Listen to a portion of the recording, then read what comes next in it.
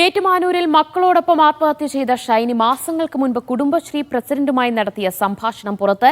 കുടുംബശ്രീ വായ്പ തിരിച്ചടയ്ക്കാൻ വഴിയില്ലെന്നാണ് ഷൈനി ശബ്ദ സന്ദേശത്തിൽ പറയുന്നത്. നോബി പണം തരാത്തതിനാലാണ് തിരിച്ചടവ് മുടങ്ങിയത്. സ്വന്തം ആവശ്യത്തിനെടുത്ത വായ്പയല്ലെന്നും ഷൈനി ശബ്ദ സന്ദേശത്തിൽ പറയുന്നു. വായ്പാ തിരിച്ചടവ് മുടങ്ങിയതിനെ തുടർന്ന് കുടുംബശ്രീ അംഗങ്ങൾ കരിങ്കുന്നം പോലീസിൽ പരാതി നൽകിയിരുന്നു. ഷൈനി 2 മാസം കഴിഞ്ഞാൽ ഷൈനി ലോൺ അടക്കില്ലേ? നോബി വരാൻ എന്തെങ്കിലും നടക്കുവോ ചോദിച്ചാൽ നോബിയുടെ ഞാൻ വിളിച്ചു കഴിഞ്ഞാൽ കേസ് നടക്കുമല്ലോ, അത് കഴിയുമ്പോൾ തരാന്നാ പറഞ്ഞത്. അപ്പൊ ഈ ഞങ്ങളുടെ കാര്യം കഷ്ടത്തിലാവൂലേ? ലോണിന് എത്ര നാളെന്ന് വെച്ചാൽ നമ്മൾ ഈ ഇതിനടുത്ത് അടയ്ക്കണം, ഇതിനടുത്ത് അടയ്ക്കാനും പറ്റത്തില്ല, പൈസയൊക്കെ തീർന്നില്ലേ? അന്ന് ചേച്ചി പറഞ്ഞ മറ്റേ ഇതങ്ങാണ്ട് എനിക്ക് വേണ്ടി അത് ഹോൾഡ് ചെയ്തിട്ട് പിന്നെ ലാസ്റ്റ് അടിച്ചാമെന്നല്ലേ എന്ന് പറഞ്ഞേ. അപ്പൊ ഞങ്ങളത് ചോദിച്ചപ്പോ അവര് സമ്മതിക്കില്ലെന്ന് പറഞ്ഞു. ഇനി എന്താ ചെയ്യാ?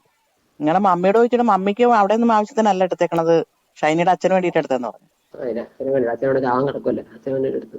അങ്ങനെ എടുത്തെന്നാ അവര് പറഞ്ഞത് ഞങ്ങളോട്. അവർക്ക് വേണ്ടിട്ടൊന്നും എടുത്തിട്ടില്ലെന്ന് പറഞ്ഞു.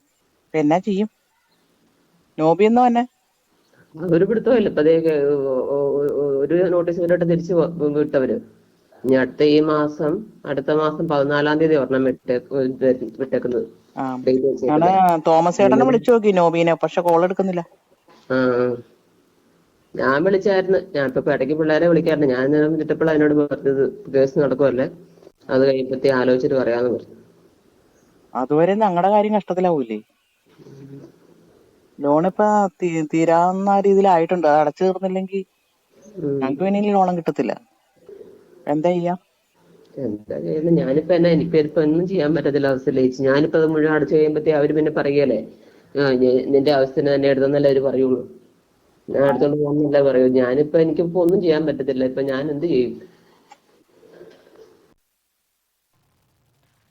ജോസി ബാബു വിവരങ്ങൾ നൽകും. ജോസി, നോബി പണം നൽകാത്തത് കൊണ്ട് ഷൈനിക്ക് വായ്പ തിരിച്ചടക്കാൻ കഴിയാതെ പോവുകയായിരുന്നോ? അതുകൊണ്ട് തന്നെ വലിയ മാനസിക സമ്മർദ്ദം ഷൈനിക്ക് നേരിട്ടിരുന്നു എന്നാണോ വ്യക്തമാകുന്നത്?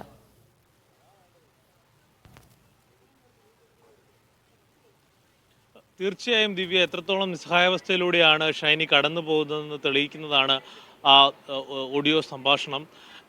കരിങ്കുന്നത്തുള്ള കുടുംബശ്രീ യൂണിറ്റിൽ നിന്നും ഷൈനി ലോൺ എടുത്തിരുന്നു. അതിൽ 1,26,000 രൂപ ഇനി അടയ്ക്കാനുണ്ട്. നേരത്തെ ഇത് 2 തവണയോളം കുടിശ്ശിക വന്നതിനെ തുടർന്ന് ഈ കുടുംബശ്രീയുടെ ചുമതലയുള്ള വനിത ഷൈനിയുമായി നടത്തുന്ന സംഭാഷണത്തിൻ്റെ ഭാഗങ്ങളാണ് ഇപ്പോൾ പുറത്തു വന്നിരിക്കുന്നത്. പണം എത്രയും വേഗം തിരിച്ചടയ്ക്കണം, മറ്റുള്ള അംഗങ്ങൾ അത് സംബന്ധിച്ച് പ്രശ്നങ്ങൾ ഉണ്ടാക്കുന്നുണ്ട് എന്ന് പറയുമ്പോൾ തനിക്ക് പണമടയ്ക്കാൻ ഒരു നിവൃത്തിയുമില്ല, നോബി പണം തിരിച്ചടയ്ക്കാൻ സമ്മതിക്കുന്നില്ല, വിവാഹമോചനത്തിന് ശേഷം പണം അടയ്ക്കാമെന്നാണ് പറഞ്ഞിരിക്കുന്നതെന്നുള്ള മറുപടിയാണ് ഷൈനി നൽകുന്നത്. അതോടൊപ്പം നോബിയുടെ മാതാവിനോട് കുടുംബശ്രീ അംഗങ്ങൾ ഇത് സംബന്ധിച്ച് ചോദിച്ചപ്പോൾ തങ്ങളുടെ ആവശ്യത്തിനല്ല ഷൈനി വായ്പ എടുത്തതെന്നുള്ള മറുപടിയാണ് ഈ നോബിയുടെ മാതാവ് നൽകിയത്. എന്തായാലും ഈ നേരത്തെ തന്നെ ഷൈനിയുടെ കുടുംബാംഗങ്ങൾ പറഞ്ഞിരുന്നു, നോബിയുടെ പിതാവിൻ്റെ ചികിത്സാ ആവശ്യത്തിന് വേണ്ടിയാണ് ഇത്തരത്തിൽ കുടുംബശ്രീയിൽ നിന്ന് ലോൺ എടുത്തിരുന്നതെന്നാണ് ഷൈനിയുടെ കുടുംബം പറഞ്ഞത്. നോബി വിദേശത്താണ്. നോബി ഈ ഘട്ടത്തിലൊന്നും ഈ പണം തിരിച്ചടയ്ക്കാൻ തയ്യാറായില്ല എന്നതാണ് ഏറ്റവും സങ്കടകരമായ കാര്യം. അതിലൊക്കെയും ഏറെ വിഷമത്തിലായിരുന്നു ഷൈനി എന്നുള്ളത് അന്വേഷണത്തിൽ പോലീസിന് വ്യക്തമാവുകയും ചെയ്തിരുന്നു. കൂടാതെ പണമടക്കില്ല എന്നുള്ള കാര്യം, വിവാഹമോചനവുമായി സഹകരിക്കില്ല എന്നുള്ള കാര്യത്തിൽ ഇത് സംബന്ധിച്ച് തർക്കങ്ങൾ ഉണ്ടായിരുന്നതായി നോബി പോലീസിന് മൊഴി നൽകുകയും ചെയ്തിരുന്നു. എന്തായാലും നോബിയെ ആത്മഹത്യാ പ്രേരണ കുറ്റം ചുമത്തി അറസ്റ്റ് ചെയ്തിരുന്നു. നാളെ നോബിയുടെ ജാമ്യാപേക്ഷ ഏറ്റുമാനൂർ കോടതി പരിഗണിക്കാനിരിക്കുകയാണ്. എന്തായാലും ജാമ്യാപേക്ഷയെ സ്വാഭാവികമായി പ്രോസിക്യൂഷൻ എതിർക്കും.